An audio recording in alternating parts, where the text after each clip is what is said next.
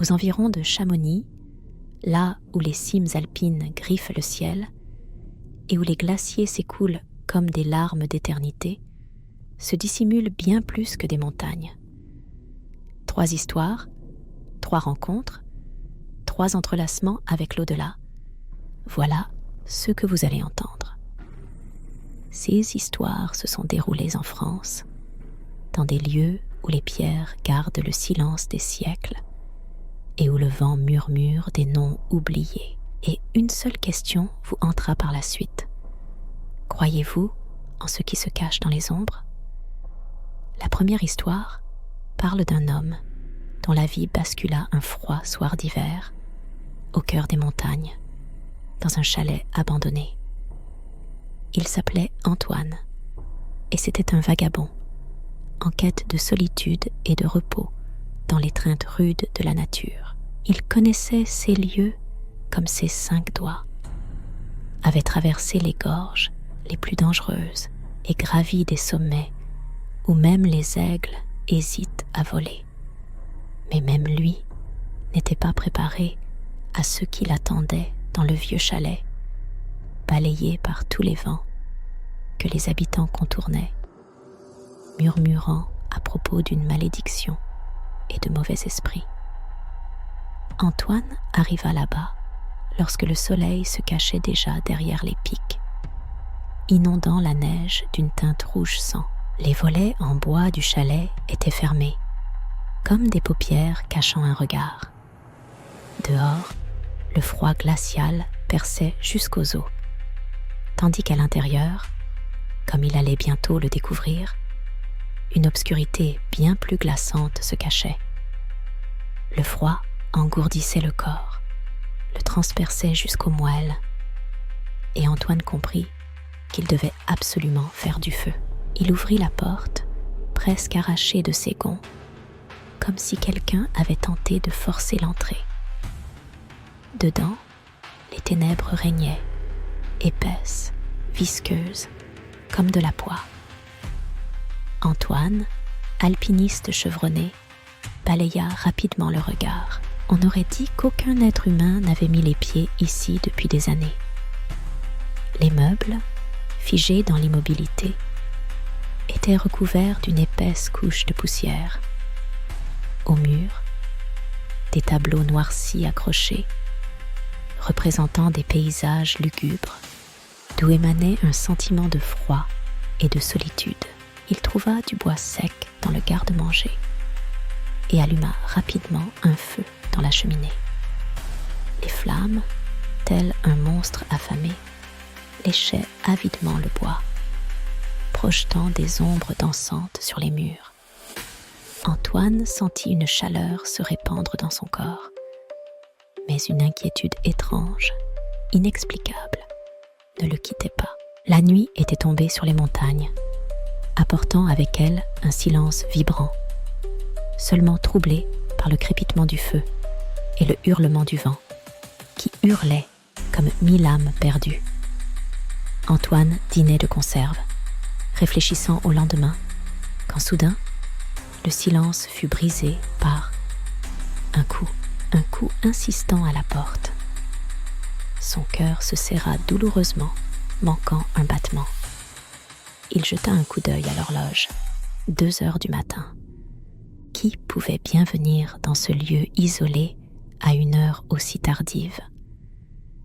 Dehors, les ténèbres étaient impénétrables, seulement rompues de temps en temps par le bruissement du vent. Antoine, prudemment, en essayant de ne faire aucun bruit, s'approcha de la porte, tendant l'oreille.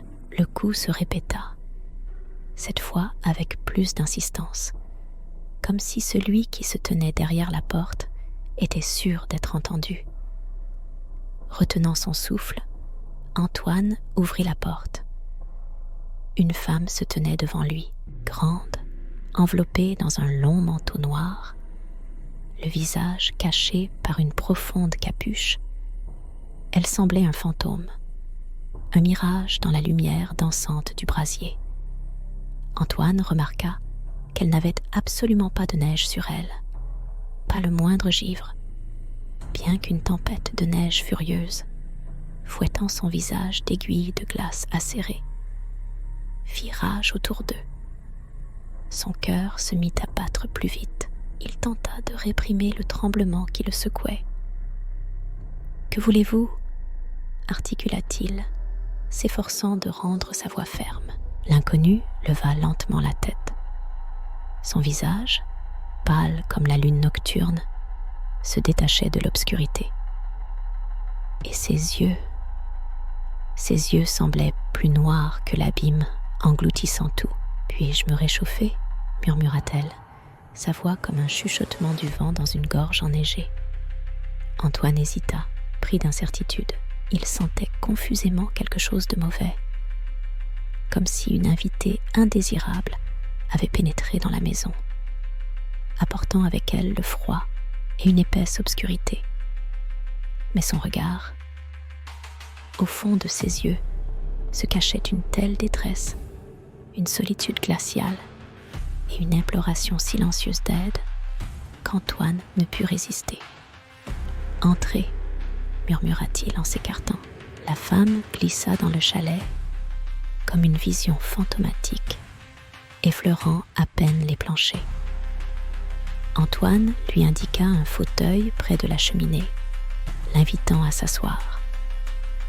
Elle hocha simplement la tête en signe de gratitude. Sans dire un mot, le maître de maison lui versa du thé brûlant. Mais la femme ne toucha même pas la tasse. Elle demeura immobile, les yeux fixés sur les flammes dansantes, comme hypnotisée, ne voulant troubler le silence. Alors, Antoine décida de briser le premier, ce silence pesant. Il tenta de lui adresser la parole. Il lui demanda d'où elle venait, comment elle était arrivée dans ces montagnes enneigées, combien de temps durait son voyage. Elle resta muette, son regard toujours rivé aux langues de feu dansantes. La nuit gagnait lentement du terrain et l'inquiétude d'Antoine grandissait à chaque minute. Le froid, tel un serpent de glace, s'insinuait en lui, engourdissant ses membres, lui comprimant la poitrine. Il lui sembla que l'air autour de la femme s'épaississait, s'assombrissait, comme si elle lui dérobait sa force vitale. Soudain, la femme se leva. Elle se tourna vers Antoine, et dans la pénombre, ses yeux s'illuminèrent. « Merci » murmura-t-elle, à peine audible. « Je dois y aller. » Elle se dirigeait déjà vers la porte, mais soudain s'arrêta, se retournant. « Sais-tu pourquoi ce chalet est maudit ?» demanda-t-elle, sa voix tremblante. Antoine secoua lentement la tête, son regard empli de doute. « Une jeune fille est morte ici » articula-t-elle doucement, sa voix résonnant dans la pénombre. Et elle s'appelait Isabelle. Elle adorait se promener dans les montagnes, surtout pendant les mois d'hiver, quand la neige recouvrait tout d'un manteau blanc immaculé, comme une gigantesque couverture. Elle attendait son fiancé, parti à la guerre et jamais revenu. Elle l'attendit de longues années, jusqu'à ce que le désespoir la consume, jusqu'à ce que sa raison ne soit plus que tourment. Elle mourut ici, dans ce chalet abandonné, gelée à mort par la nostalgie d'un amour perdu. On raconte que son esprit erre encore, cherchant celui qui pourra l'aider à trouver la paix. La femme s'approcha d'Antoine, sa main, comme une ombre fantomatique, se tendit lentement vers sa joue. Antoine recula. Des frissons glacés lui parcoururent l'échine. Les doigts de la femme, qui le touchèrent, étaient froids comme la neige de l'hiver. « Tu lui ressembles » murmura-t-elle, sa voix semblant venir de loin. « Tu peux m'aider à le rejoindre ?» Antoine tenta de crier, mais le son resta coincé dans sa gorge, se transformant en spasme silencieux. Son corps s'alourdit comme du plomb. sa conscience commença à s'éteindre. Devant ses yeux, comme dans un kaléidoscope, les visions défilèrent. Des sommets enneigés, la silhouette d'une femme vêtue d'une robe noire de deuil et un couteau ensanglanté qui brillait dans la lumière faible. Quand Antoine revint à lui, la femme avait disparu. Le silence de mort régnait dans le chalet, troublé seulement par le crépitement du feu dans la cheminée. Son cœur battait la chamade, prêt à bondir de sa poitrine. Il regarda autour de lui, tremblant de tout son corps. Sur la table polie, une note, écrite d'une main tremblante, était posée. Inondée de taches écarlates, elle parlait d'amour, d'une perte irréparable, du désir passionné de se retrouver, de la douleur insupportable que ressentait l'âme. Antoine fut soudain pris de nausées, la gorge serrée. Il se leva brusquement, comme brûlé par le feu, sortit du chalet chaleureux et courut, sans se soucier du chemin, jusqu'à s'effondrer, inconscient, dans la neige froide et étincelante. Le lendemain matin, il fut retrouvé par les sauveteurs. Antoine délirait. Son esprit fiévreux divaguait, murmurant des choses indistinctes sur une femme vêtue d'une robe de deuil noire et sur le fantôme d'Isabelle. Il ne s'est jamais remis du cauchemar qu'il a vécu.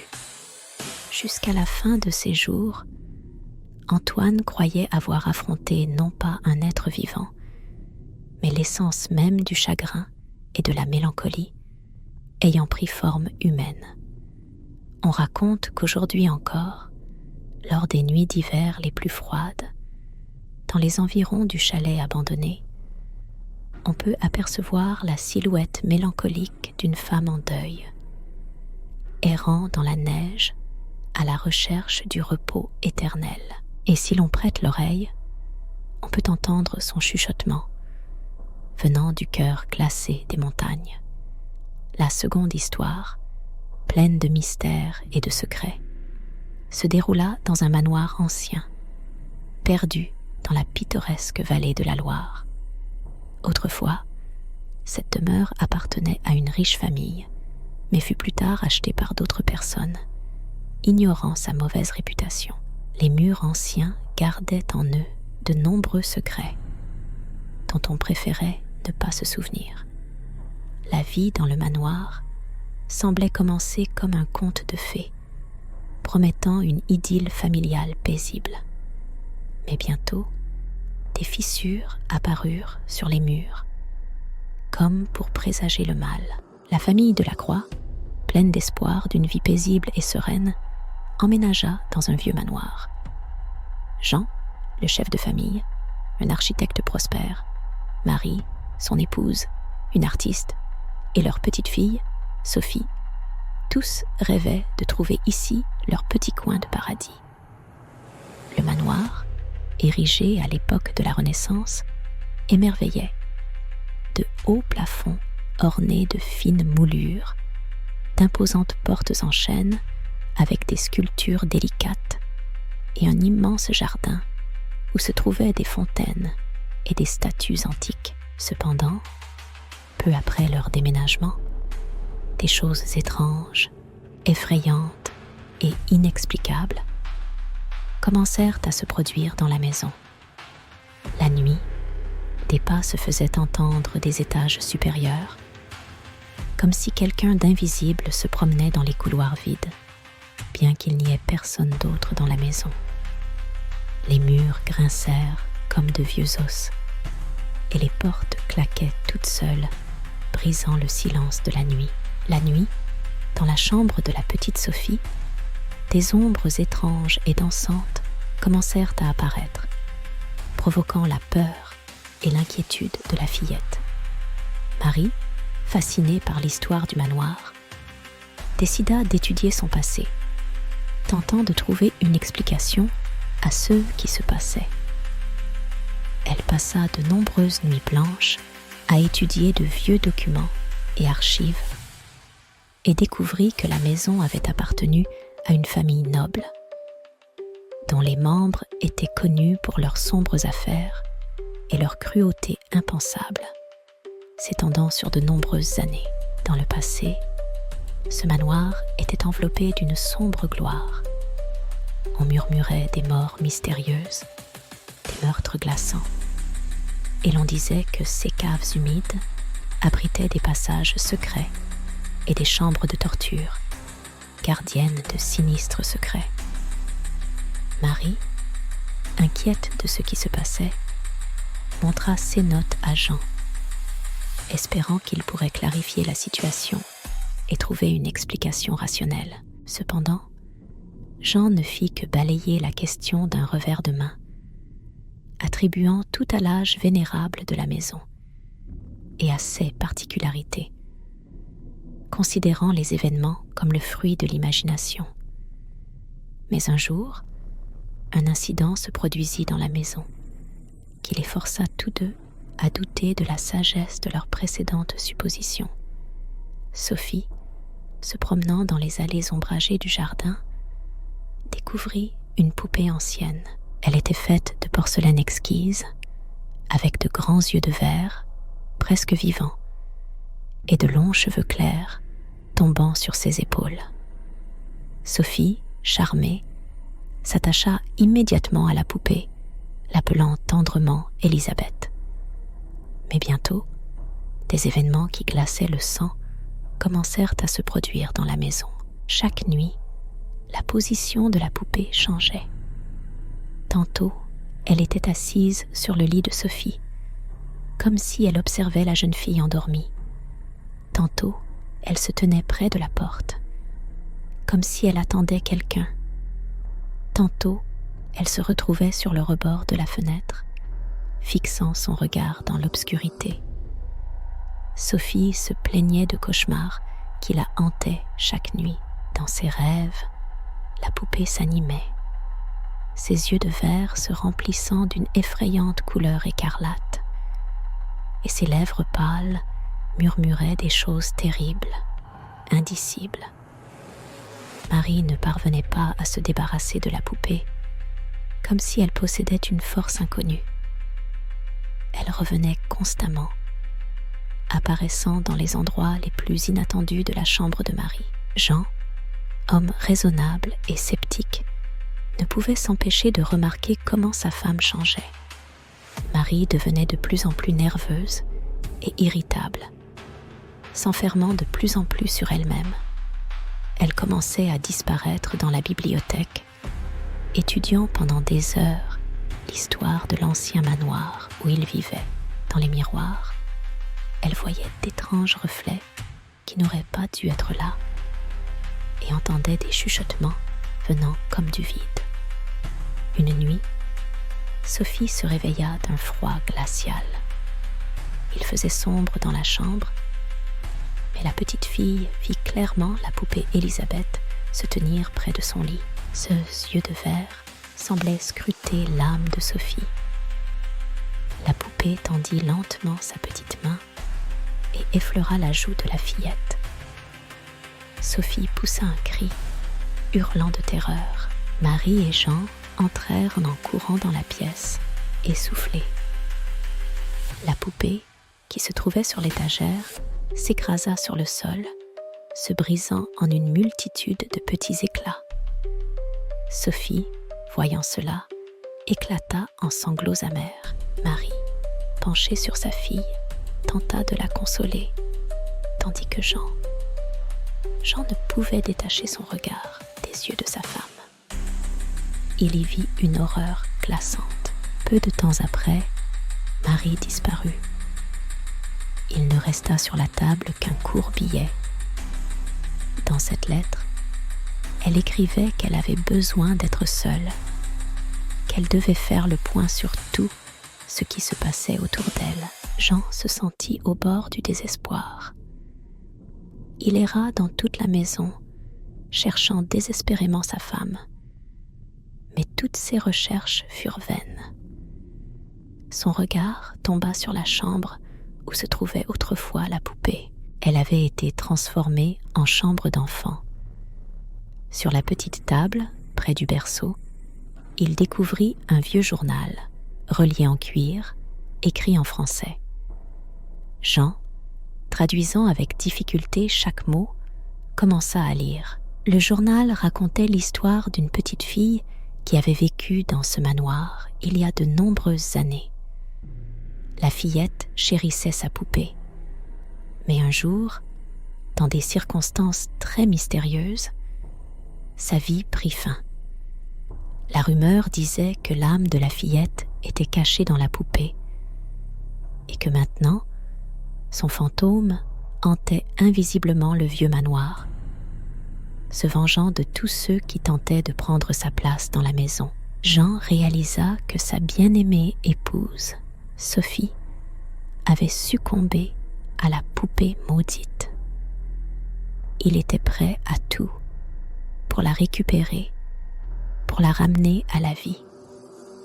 Il entreprit alors de chercher un moyen de chasser le mal qui s'était installé dans leur demeure. Jean trouva un exorciste expérimenté, un prêtre âgé, connaisseur des anciens mystères et des rituels mystiques.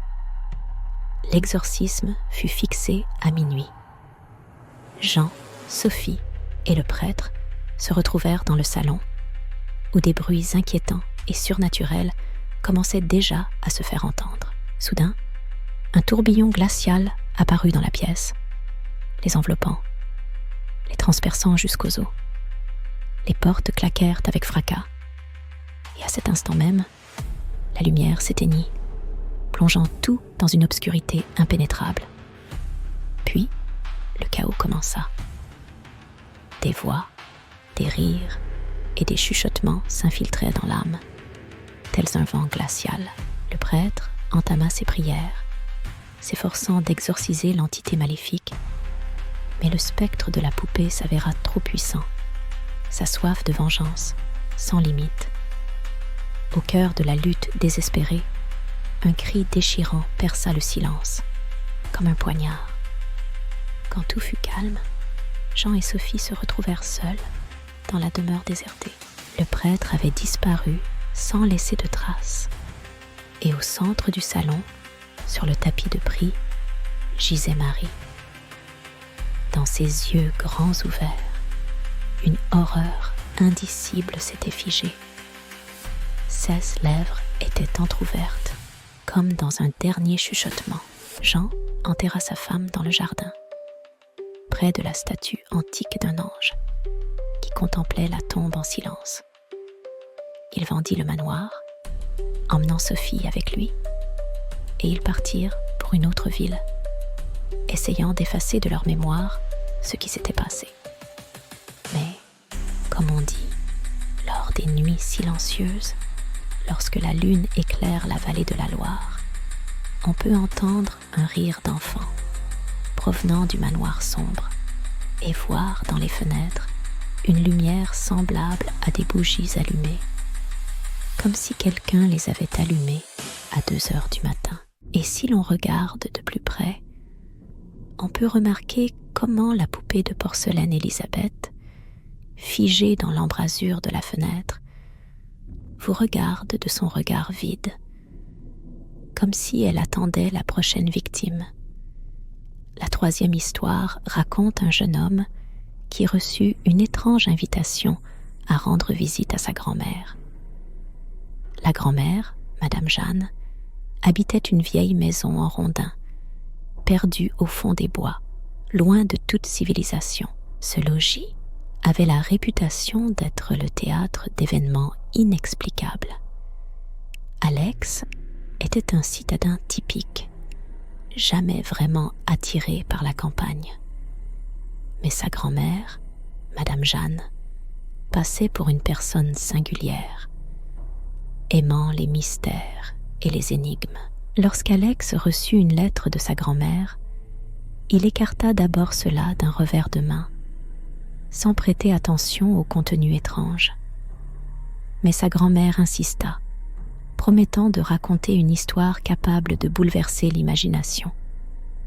Après avoir hésité, Alex accepta l'invitation.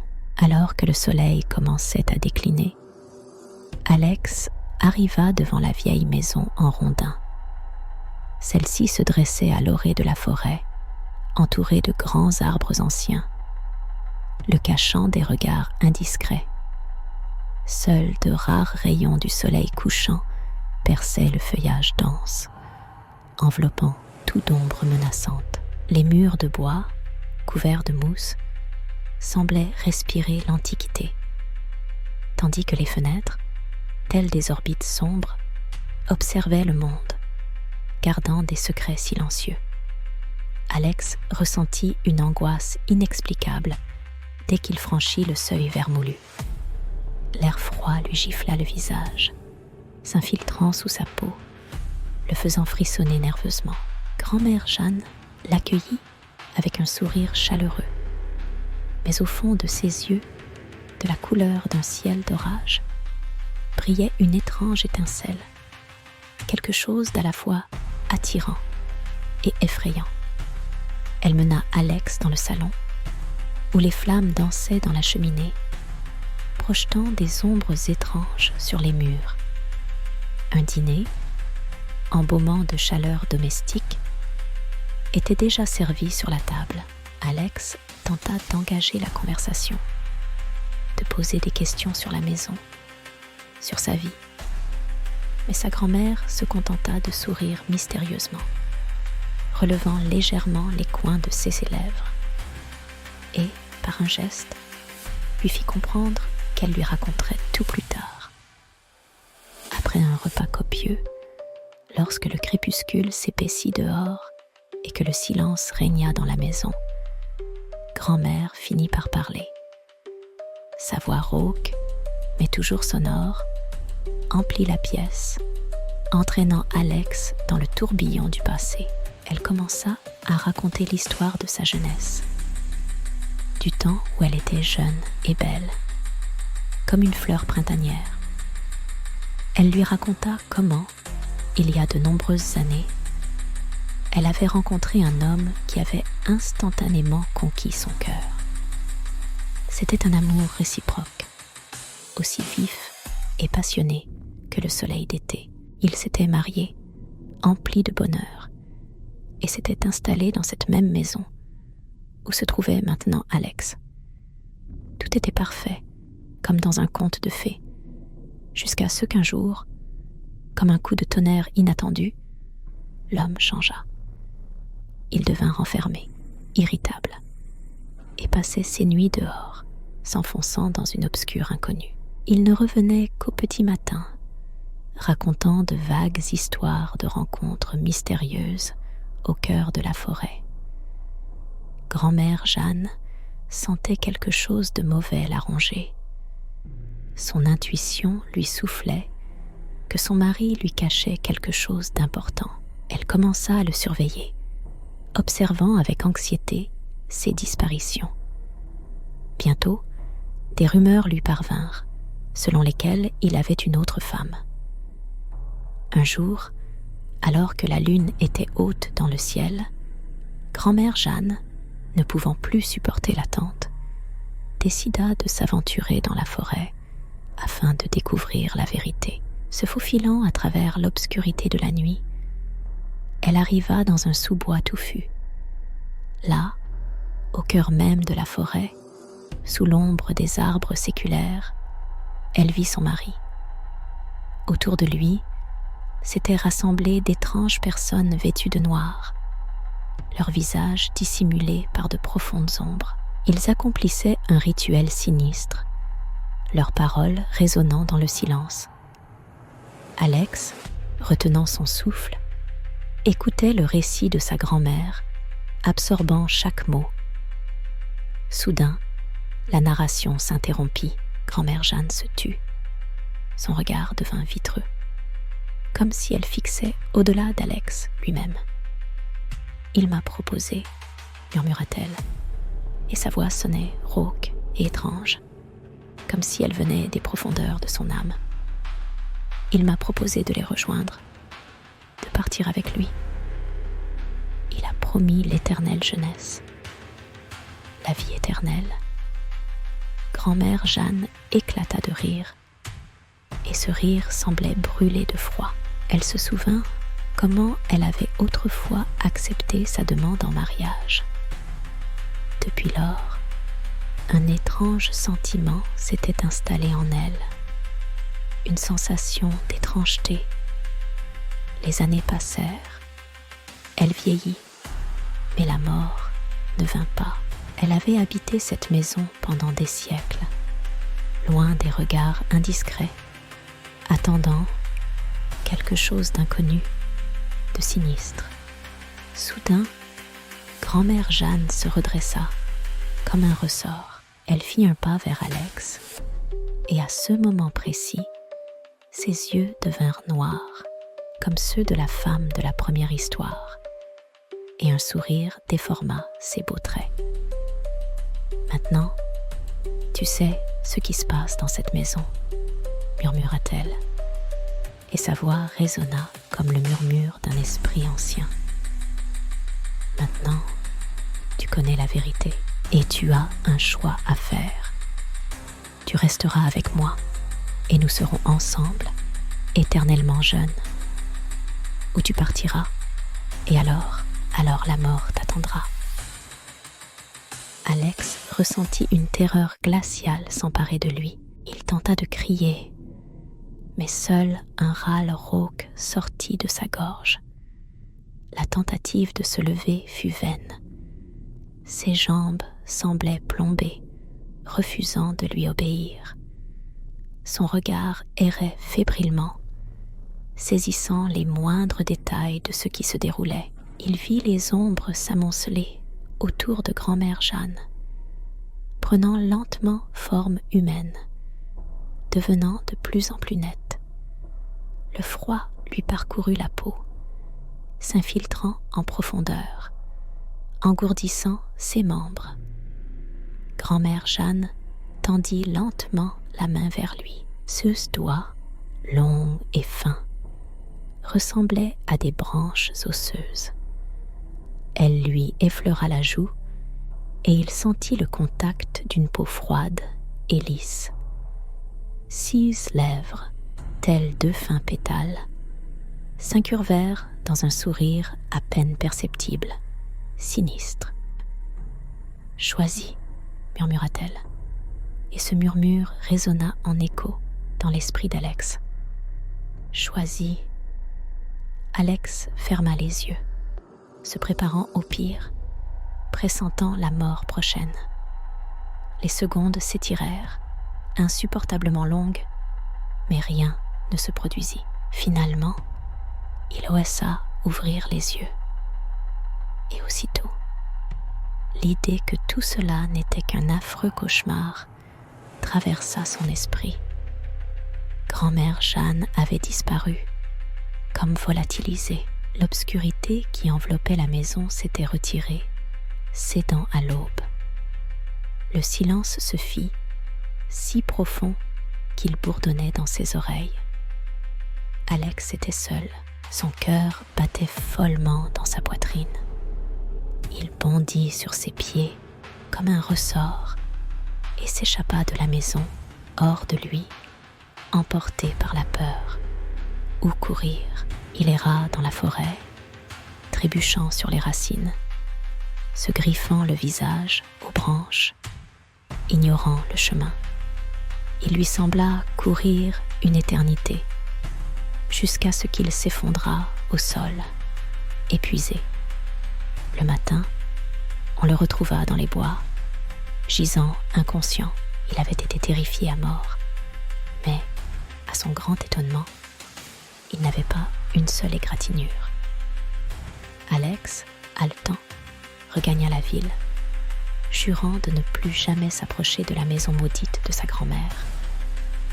Il s'efforça de toutes ses forces d'effacer de sa mémoire ce qui s'était passé, mais cela se révéla impossible. Des cauchemars nocturnes le hantaient. D'étranges voix résonnaient dans ses oreilles, et la nuit, des ombres fantomatiques dansaient dans les coins des chambres. Les années passèrent. Alex s'était marié, il avait des enfants, et la vie semblait aller pour le mieux. Mais un jour, alors qu'il était déjà âgé, une lettre arriva. Elle provenait d'un notaire.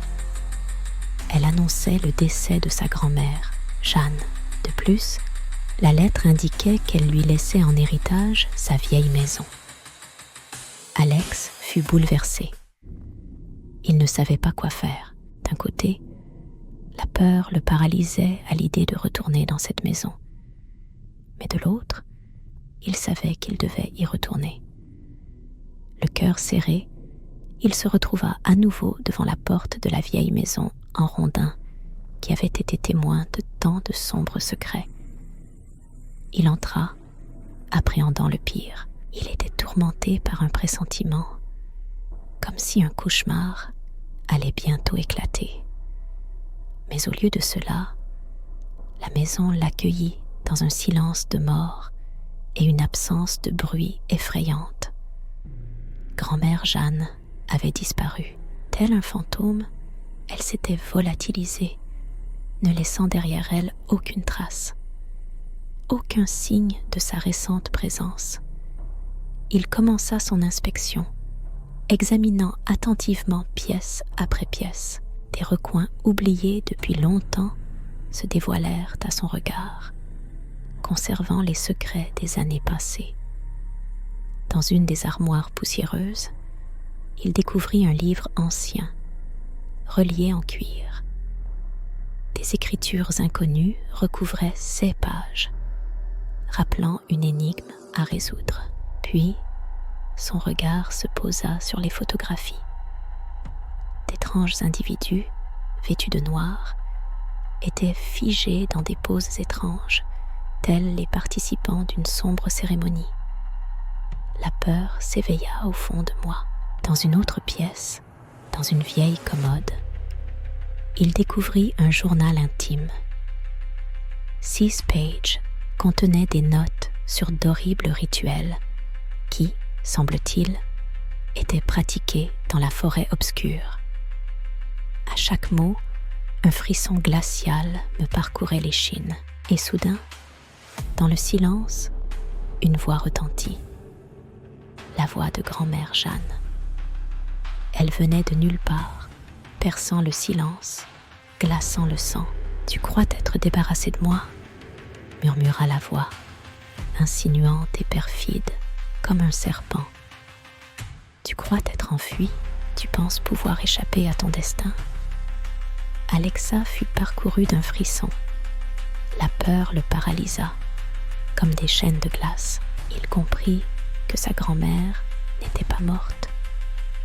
Elle était toujours là, dans cette vieille demeure, dans les murs où il avait passé son enfance, où il avait vécu 23 ans de sa vie.